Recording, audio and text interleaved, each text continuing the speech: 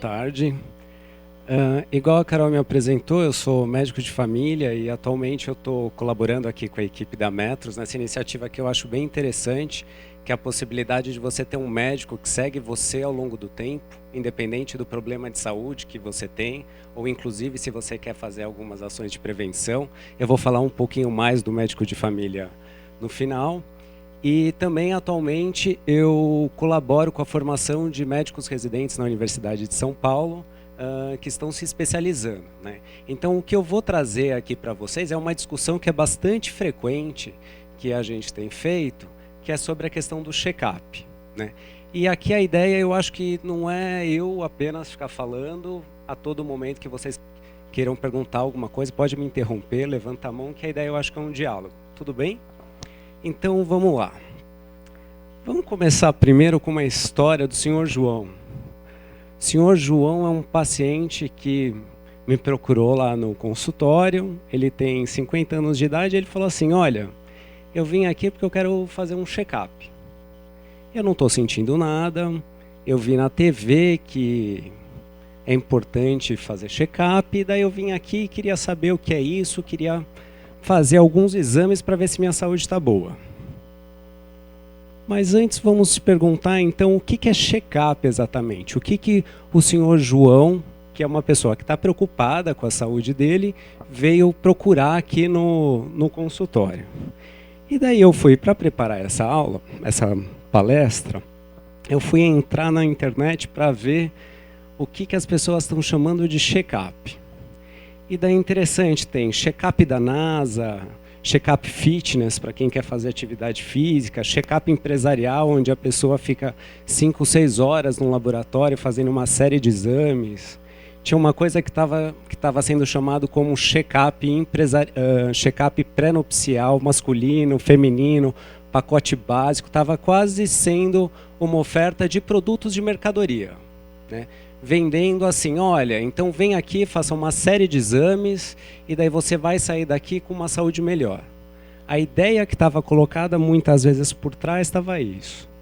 Uma das coisas que eu achei na internet foi esse outro slide aqui, eu tirei o nome da empresa, mas estava escrito check-up rápido e descomplicado.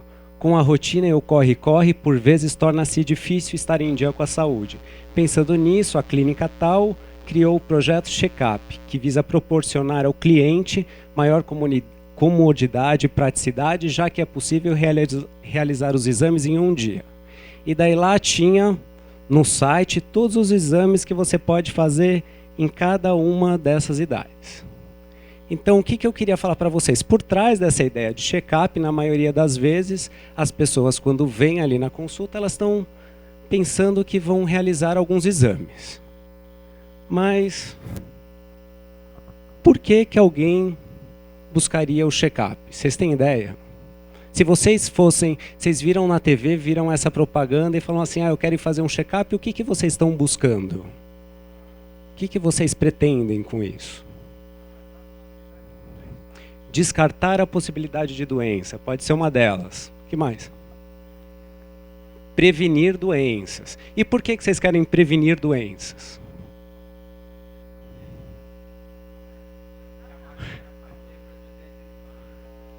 Porque a máquina vai falhando, porque eu tenho antecedentes na família que eu quero descobrir. Então, a ideia que está por trás é, será que eu consigo descobrir uma doença, que eu não estou tendo nenhum sintoma?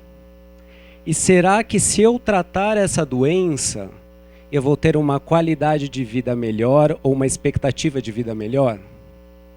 Então, só aqui vocês já me falaram algumas coisas.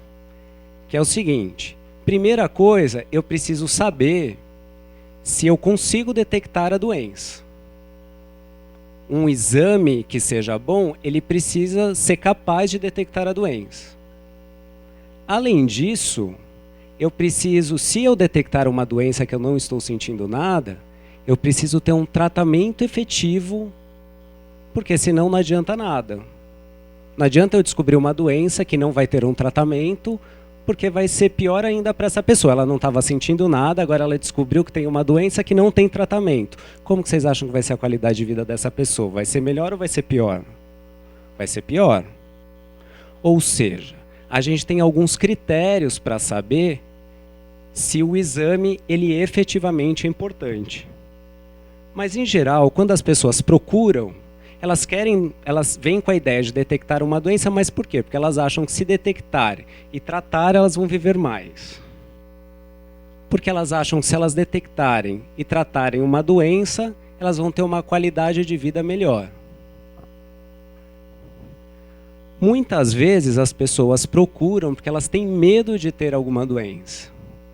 Elas viram um colega, um amigo que morreu de um câncer de mama ou de estômago, e elas estão preocupadas, será que eu tenho isso também?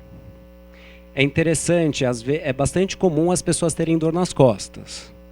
Mas daí alguém conheceu um amigo que teve uma dor nas costas e descobriu que na realidade ele tinha um câncer. E daí a pessoa sentiu uma dor nas costas porque ela trabalha o dia inteiro sentada, não faz atividade física, e daí ela começa a pensar o seguinte: será que essa dor nas costas que eu tenho é câncer que nem meu amigo teve? E será que eu vou morrer por causa disso? Então as pessoas têm essas ideias. Elas também veem, isso é muito frequente acontecer, virem fazer o check-up porque alguém ficou falando que elas precisam fazer o check-up. Porque um familiar, uma mãe, um pai, um filho falou: olha, você precisa ir fazer o check-up. E a outra coisa que é muito comum, o ambulatório, o consultório, frequentemente na segunda-feira de manhã, ele é mais cheio do que na sexta-feira. E se passa alguma coisa no Fantástico, no domingo à noite, pode ter certeza que na segunda-feira de manhã várias pessoas vêm no serviço de saúde com as dúvidas que passaram no Fantástico. Eu lembro uma vez, um tempo atrás, já faz alguns anos, a Malu Mader, todo mundo conhece a Malu Mader, uma atriz, ela teve uma convulsão, né?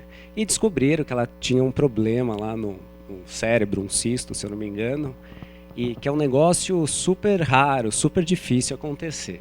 E daí um dos profissionais lá que foram entrevistados no Fantástico, falou que todo mundo, uma vez na vida, deveria fazer uma tomografia na cabeça. Pronto, no dia seguinte, todo mundo que sentia alguma dor de cabeça veio procurando, pedindo para fazer a tomografia. Porque será que essa pessoa teria a mesma coisa que a Malu Mader teve lá?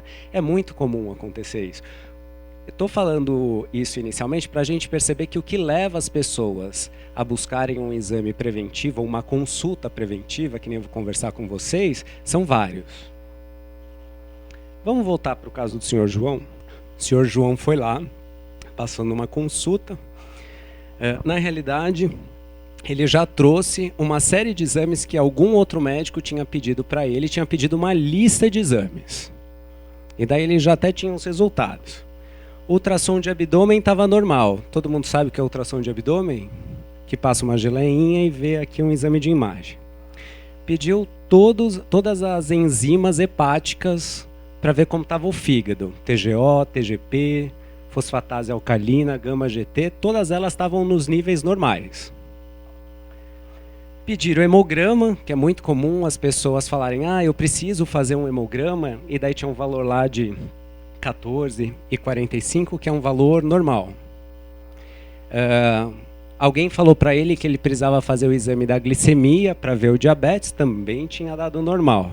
E além do exame do diabetes, da glicemia, pediu um outro exame que chama teste de tolerância oral à glicose, que também veio normal. Até aqui, alguém já fez algum desses exames na vida? Todos esses exames. Todo ano, faz 2 vezes por ano. Então o senhor vai ser um ótimo exemplo para a gente aqui. Daí pediu eletrocardiograma. Veio normal o eletrocardiograma. Teste de esforço, que é o eletrocardiograma quando a gente faz na esteira, conhecido como teste da esteira. Também veio normal. Ureia, creatinina, para ver como que estava o rim dele, estava normal. Sódio, potássio, que é bastante comum, também veio normal. Esses exames aqui, já fizeram também algumas pessoas? PSA, esse então, todo homem vai lá a partir dos 40 anos chegando e falando assim, olha, eu quero fazer o PSA. Veio normal. Pediu o exame de urina, para ver se tinha bactéria na urina e um outro exame que chama urina 1. Normal. Tinha 50 anos, vamos conversar sobre isso. Tô vendo que a palestra vai ser interessante aqui. Pediu o exame de fezes, que é muito comum pedir para criança. Todos normais. Então, eu nem estou falando do exame físico aqui, eu só estou falando dos exames que a gente chama de exame complementar, que é aquele que você pede, né, na receita. Pediu o exame do colesterol, o LDL, que é conhecido como colesterol ruim, veio num nível bom, e o HDL, que é o colesterol bom, também veio num nível dentro da normalidade, que o HDL, quanto mais alto, melhor. Triglicérides, que é um que está muito relacionado com a obesidade, normal. Ácido úrico, né, que é comum algumas pessoas pedirem, né, porque acham que tem a ver com risco cardiovascular, veio normal. Exame da tireoide, normal. E o raio-x de tórax, normal. Pergunta para vocês. O senhor João, com o resultado desses exames, terá uma expectativa de vida maior e uma qualidade de vida melhor com o resultado desses exames? O que vocês acham? O que é normal? Ele vai ficar mais tranquilo, vai viver mais ou não? Ele acha que sim, ela acha que vai ficar mais tranquilo? Positivamente, eu ouvi aqui alguém que falou que depende. Quem acha que ele vai... Assim, que o fato de ele ter feito esses exames vai fazer com que ele viva mais? Levanta a mão. Quem acha que vai fazer com que ele viva melhor? Levanta a mão. Quem acha que depende? Depende, viver melhor, está na dúvida. E quem acha que ele vai ficar mais tranquilo? E quem acha que ele pode ficar despreocupado? Tranquilo é diferente de despreocupado. Nosso amigo ali que faz 2 vezes por ano... Entendi.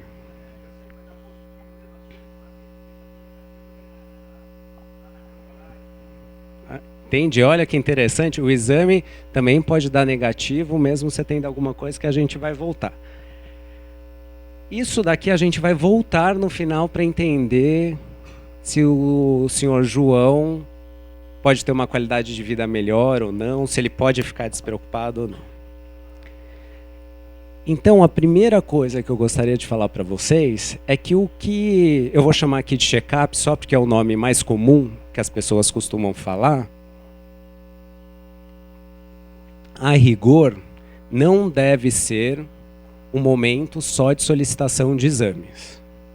Na realidade, o que deveria se chamar de consulta de check-up deve ser uma consulta onde que você faz ações de prevenção.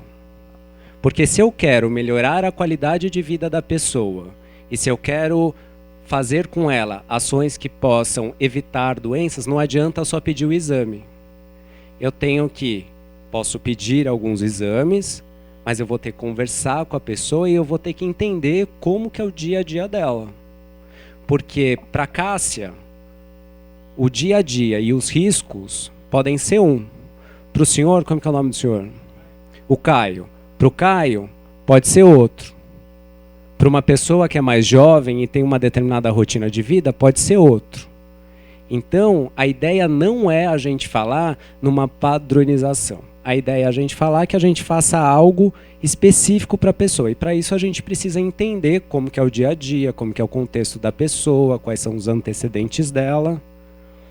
Numa consulta, que a gente poderia achar de uma consulta preventiva, na realidade você poderia pegar todos esses temas aqui. E vejam vocês que eu posso pegar desde alimentação, atividade física, saúde mental, sono. Posso tirar dúvidas sobre a questão do corpo, sobre a questão da saúde. Posso falar sobre sexualidade. Aliás, a Organização Mundial da Saúde fala que você ter uma vida sexual saudável é uma das coisas que indicam saúde. Posso verificar sobre a questão de vacinas, sobre alguns usos de substâncias. E aqui muitas vezes a gente fica só pensando na questão do tabaco e na questão do álcool, mas é muito frequente algumas pessoas ficarem usando de forma abusiva remédios para dormir. E se eu quero pensar na saúde da pessoa como um todo, eu tenho que orientar e verificar esses riscos. Porque é muito comum, às vezes, as pessoas falarem, ah, não, as drogas, cocaína, maconha, mas elas esquecem que, às vezes, elas ficam usando um medicamento de receita azul porque elas querem dormir e não pensam outras estratégias de terem uma qualidade de vida para isso. Posso detectar algumas doenças de forma precoce, verificar quais são os antecedentes familiares, avaliar situações de risco, pensar quais são os riscos relacionados ao trabalho. Outro dia eu atendi uma pessoa aqui que ela tinha bastante dor de cabeça, e quando a gente foi ver qual que era a posição que ela ficava na hora de digitar as coisas, ela não ficava numa posição adequada.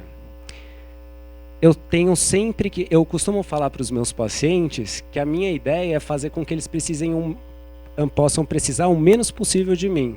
Que eles possam conhecer o seu próprio corpo e saber o que fazer com ele, de tal forma onde que eles possam ir o menos possível nos profissionais de saúde.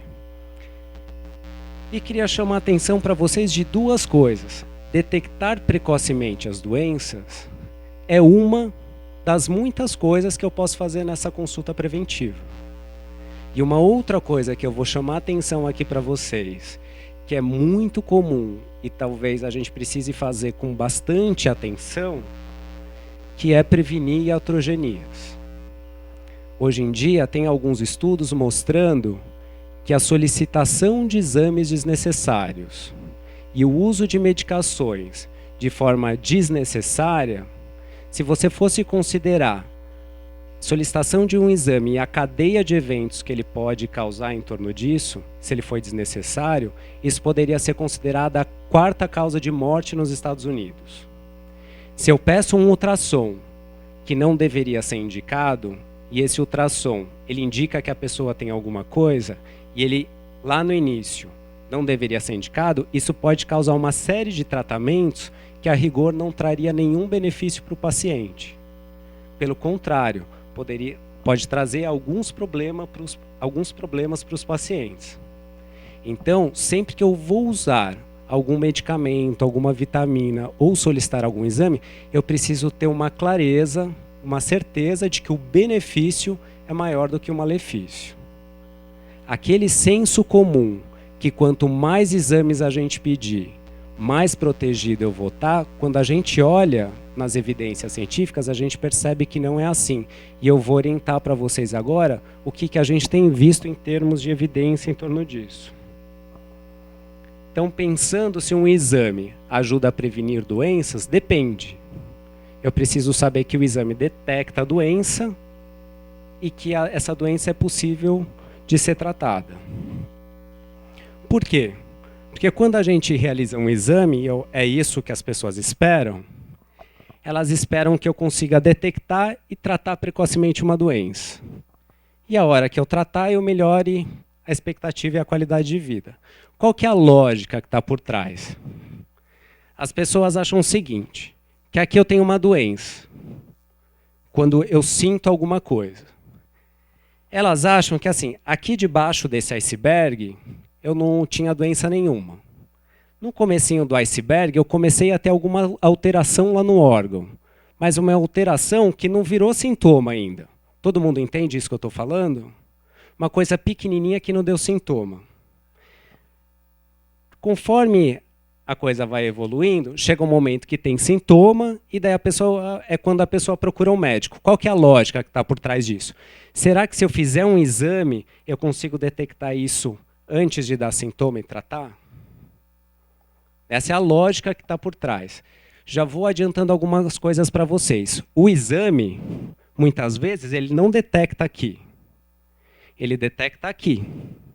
Então, pode ser muitas vezes que eu tenha alguma doença e que o exame ainda não detectou. Vocês conseguem entender essa lógica?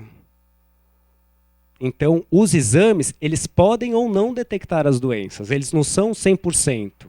Eles são falíveis, os exames. Mas aqui é o que a gente espera, que detecte antes, trate, é o que a gente espera de forma positiva de solicitar os exames, que a gente chama de screening ou rastreamento. Só que um exame ele também pode trazer algumas outras coisas. Que coisas? Uma delas é que o exame pode dar positivo e a pessoa não ter a doença. É bastante frequente. O exame da mamografia não é um exame que ele indica câncer. Ele não dá o diagnóstico de câncer. O exame da mamografia, quando ele dá alterado, ele fala o seguinte para a mulher: olha, o seu risco de ter um câncer de mama é maior. Se o exame deu alterado, o que a gente faz? A gente encaminha essa pessoa e muitas vezes ela vai ter que fazer a biópsia. A biópsia é que vai indicar se ela tem câncer de mama ou não. É a biópsia. A mamografia ela só indica se o risco é maior ou não. Se o risco é maior, a gente faz a biópsia. Por que eu não peço biópsia para todo mundo antes? Porque a biópsia é um procedimento que não é inócuo, né? Que eu vou lá e vou tirar um pedaço da mama. Não sei se vocês já tiveram alguma experiência de ver uma mulher cuja a mamografia deu positivo. Vocês acham que ela fica tranquila ou não? Para a mulher que deu a mamografia positiva até ela fazer a biópsia, ela vai ficar super ansiosa. E muitas vezes, mesmo depois que ela fez a biópsia, vamos supor que a biópsia falou, não, não é câncer. Muitas vezes isso fica como uma marca para ela. Será que um dia eu vou poder ter câncer? Né? É a mesma coisa quando você vê homens que dão com o PSA elevado. As pessoas começam a achar que elas vão ter algum problema e que elas vão morrer por causa disso. A ansiedade é muito grande, né, que as pessoas começam a ficar. Isso, e quando o exame dá positivo e a pessoa não tem a doença, imaginem vocês, eu causei uma ansiedade, muitas vezes eu vou levar essa pessoa a um procedimento de forma desnecessária, porque ela não tinha a doença. E a outra situação é detectar uma lesão que não prejudicaria a pessoa. Isso acontece muito com câncer de próstata. O que acontece com câncer de próstata? Se a gente pegar todos os homens com 80 anos de idade, todos os homens que morreram com 80 anos de idade, e eu olhar a próstata lá na anatomia, eu vou verificar que grande parte dos homens, em torno de 80% dos homens, tinham uma célula cancerosa de câncer de próstata. Só que a maior parte deles não manifestou sintoma e não morreu por causa disso. Não teve nenhum problema em decorrência de ter algumas células que eram cancerígenas. Ou seja, eu posso ter alterações no corpo que vão ficar lá quietinhas ou que vão evoluir de forma tão lenta que as pessoas vão morrer por outros problemas antes disso. Isso é o que a gente chama de sobrediagnóstico. É achar uma doença que não traria nenhum problema para a pessoa, só que a partir do momento que ela descobre que tem aquela doença, ela vai passar a vida inteira falando, olha, eu tenho um problema na próstata, por exemplo. Essas situações aqui aumentam a chance de tratamentos e riscos desnecessários para as pessoas. E aqui eu não estou falando de custo, porque muitas vezes as pessoas acham assim, está falando porque quer economizar. Não, eu estou falando isso porque tem a ver com qualidade de vida das pessoas. O principal problema, efeito colateral, que é muito frequente quando eu faço uma cirurgia da próstata, é a pessoa ter incontinência urinária e impotência sexual.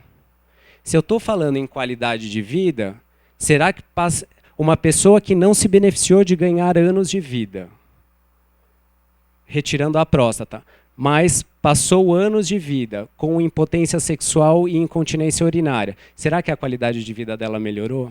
Será que valeu a pena? Né? Tem um residente que a gente estava acompanhando que o sangue oculto nas fezes é um exame que a gente faz a partir dos 50 anos porque ele ajuda a prevenir, assim, ele ajuda a detectar de forma precoce o câncer de intestino. Até soube que vocês tiveram uma palestra aqui há um tempo atrás sobre câncer de intestino. ele detecta antes, né, o câncer de intestino e a gente trata. Dependendo do processo da cirurgia, você tem que fazer uma colostomia. Vocês já viram o que é uma colostomia? A pessoa, num determinado momento da cirurgia, o intestino não pode ter trânsito, então ela fica com uma bolsinha aqui do lado por onde saem as fezes, né? Muitas vezes, isso é por forma temporária e depois você unifica de novo o intestino e ela leva uma vida normal. Mas por algum tempo, pode ser que a pessoa fique assim, dependendo do tipo do câncer que ela tiver. O que é melhor, a qualidade de vida sem a bolsa ou com a bolsa? Vocês gostariam de passar a vida de vocês com a bolsa ou sem a bolsa? Sem. Mas, se a pessoa acabou tendo colocar a bolsa, mas eu sei que ela pode ter tido anos ganhos de vida, o saldo aí fica diferente, concordam? Porque ela pode ter tido um efeito colateral, mas eu sei que ajudou ela em alguma coisa. Se ela fica ali com a bolsa, vamos supor que não fosse útil esse exame, ela fica ali com a bolsa e ela não ganhou anos de vida, valeu a pena? Não. Então, pessoal, primeira coisa, para eu fazer um exame, eu preciso saber que os benefícios são maiores do que o risco. E isso não dá para a gente saber com a história individual das pessoas. Eu preciso fazer um estudo grande com várias pessoas para saber se o benefício é maior do que o risco. Além disso, não é só o exame positivo que pode trazer problemas. Porque existe também o falso negativo. É aquele exame que deu negativo e a pessoa tinha alguma doença. Isso ocorre, não tem como a gente evitar completamente na realização dos exames. E além disso, tem um outro problema que é assim, eu faço o meu check-up uma vez por ano. Será que a frequência desse check-up é adequada? Ou será que quando eu fiz o check-up em janeiro, eu falei assim, não, eu estou super protegido, só vou